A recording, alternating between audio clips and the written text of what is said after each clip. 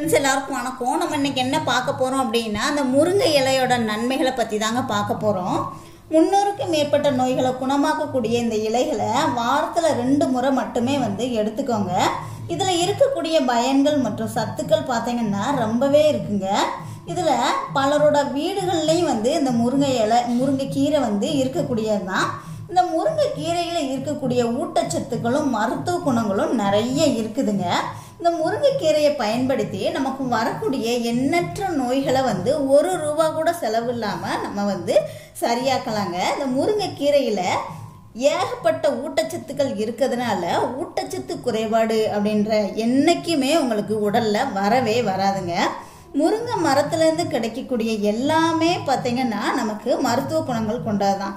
அதோடைய வேர்லேருந்து பட்டை, இலை, பூ, பிசின், காய் அப்படின்னு நமக்கு எல்லாமே ஊட்டச்சத்துக்கள் நிறைய தரக்கூடியதான் இந்த முருங்கை மரம்னு எடுத்துக்கிட்டோம் அப்படின்னா, நம்ம இன்னைக்கு முருங்கைக்கீரையில் உள்ள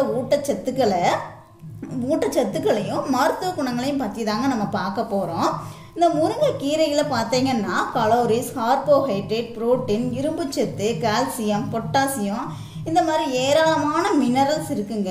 அதே மாதிரி பார்த்தீங்கன்னா vitamin A, vitamin B complex, vitamin C இந்த மாதிரி ஊட்டச்சத்துக்களும் நிறையவே இந்த முருங்கைக்கீரையில் இருக்குதுங்க.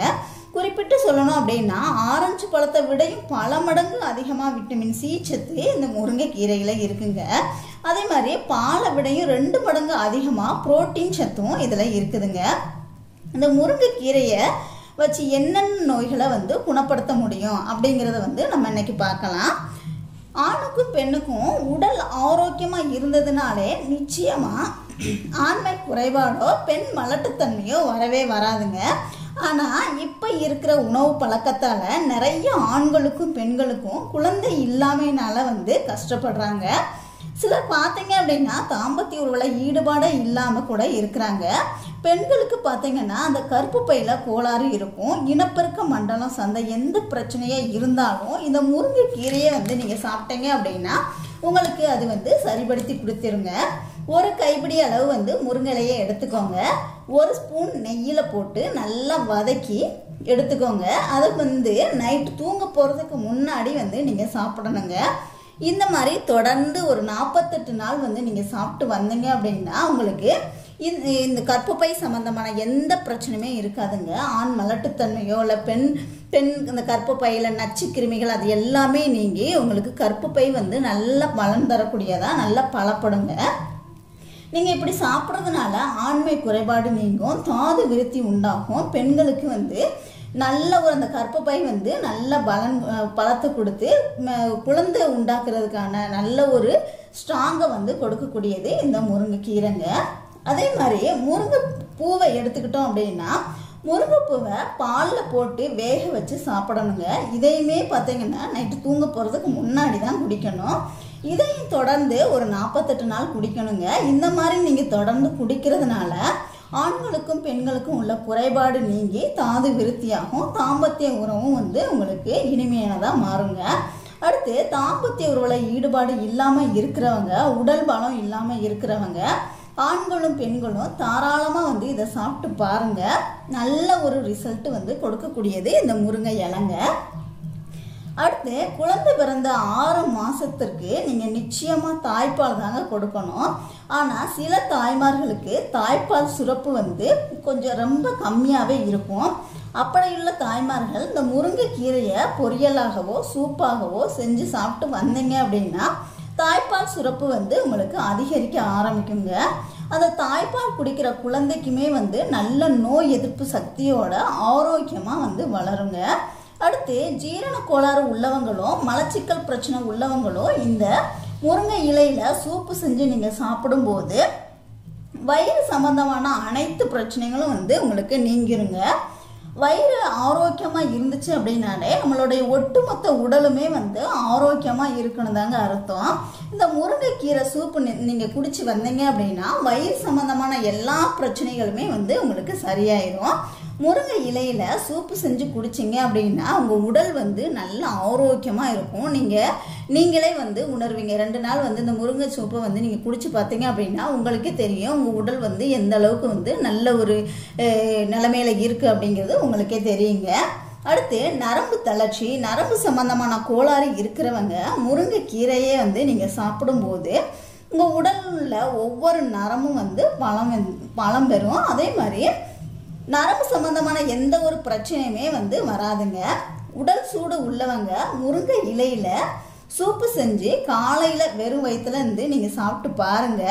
உடலில் உள்ள சூடு எல்லாமே குறைஞ்சி உடலுக்கு வந்து குளிர்ச்சி தன்மையை வந்து கொடுக்கக்கூடியது இந்த முருங்கை இலைங்க. அப்புறம் உடல் சோர்வை நீக்கி புத்துணர்ச்சியை வந்து கொடுக்கக்கூடியது தான் இந்த முருங்கை இலை. உடல் சூடு மற்றும் வேறு சில காரணத்தினால சிறுநீரகம் சம்பந்தமான பிரச்சனைகள் வந்து வருங்க. சிறுநீர் பார்த்தீங்கன்னா சுட்டு சுட்டா போகும். சிறுநீர் போகிறப்ப கடுக்கும். சிறுநீர் அந்த தாரையில் எரிச்சல் போன்ற உணர்வு வந்து இருக்கும். அதுக்கு நீங்கள் முருங்கைக்கீரையை வந்து சூப்பு செஞ்சு குடிக்கலாங்க. இதில் ஸ்ட்ராங் ஆன்டி ஆக்சிடென்ட்டுகள் வந்து நிறைஞ்சி இருக்குது. முருங்கை இலையில் சூப்பு செஞ்சு குடிக்கும்போது அது சிறுநீரை வந்து பெருக்கும். சிறுநீர் பையில் உள்ள அந்த தொற்றுக்களை வந்து நீக்கிருங்க. சிறுநீர் கற்கள் பிரச்சனை இருந்தாலும் அதுக்கும் நீங்கள் இந்த முருங்கைக்கீரை சூப்பை வந்து குடித்தாலே போதுங்க. சிறுநீரக சம்பந்தமான எந்த பிரச்சனையுமே வந்து வரவே வராது நீங்கள் முருங்கை இலையில் சூப்பு செஞ்சு குடிக்கும் போதுங்க. அடுத்து பார்த்தீங்க அப்படின்னா சர்க்கரை நோயாளிகளுக்கான ஒரு இயற்கையான டானிக் தான் இந்த முருங்கை இலை சூப்புங்க. முருங்கை இலையில் நீங்கள் சூப்பு செஞ்சு டெய்லியும் வந்து வெறும் வயிற்றுல குடித்தாலே போதும். இது இயற்கையாகவே உங்கள் உடம்புல இன்சுலின் உற்பத்தியை வந்து தூண்டி விட்டுருங்க. அது மட்டும் இல்லை, ரத்தத்தில் உள்ள சர்க்கரையோட அளவை வந்து கண்ட்ரோல் பண்ணும். முருங்கை இலையில இருக்கக்கூடிய மிக முக்கியமான சத்து அப்படின்னு பார்த்தீங்கன்னா விட்டமின் பி காம்ப்ளெக்ஸுங்க. இந்த 2 சத்துக்களும் இரும்பு சத்து, விட்டமின் பி காம்ப்ளெக்ஸுங்க. இந்த 2 சத்துக்களும் பார்த்தீங்கன்னா உடம்புல ரத்தத்தோட அளவை வந்து உங்களுக்கு அதிகரிக்கும். இதனால பார்த்தீங்க அப்படின்னா ரத்தம் குறையிறதுனால தான் வந்து உங்களுக்கு நோய் எதிர்ப்பு சக்தி வந்து குறையும். அதனால வந்து ரத்த சோகை நோய் அந்த மாதிரி வந்து நோய் வரும். நீங்கள் இந்த முருங்கை இலையில சூப்பு செஞ்சு குடிக்கும்போது உங்களுக்கு ரத்தம் வந்து அதிகமாகும். உங்களுக்கு ரத்த சோகை நோய் அந்த மாதிரி எந்த நோயுமே வந்து வர்றதுக்கு வாய்ப்பே இல்லைங்க.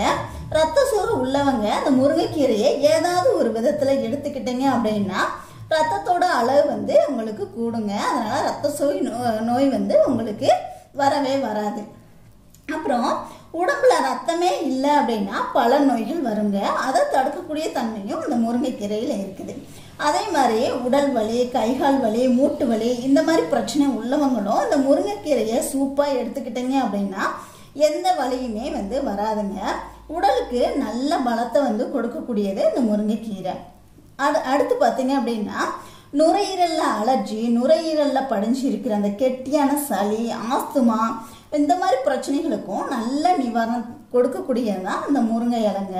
முருங்கைக்கீரையோட கொஞ்சமாக மிளகு, கொஞ்சமாக சீரகம், 1 ஸ்பூன் அளவு எடுத்துக்கோங்களேன். 1 ஸ்பூன் அளவு வந்து மிளகு, 1 ஸ்பூன் அளவு வந்து சீரகம், கொஞ்சமாக வந்து சின்ன வெங்காயம் இதெல்லாம் போட்டு ஒரு 2 டம்ளர் தண்ணி வச்சு நல்லா ஒரு கைப்பிடி அளவு முருங்கைக்கீரை போட்டுக்கோங்க.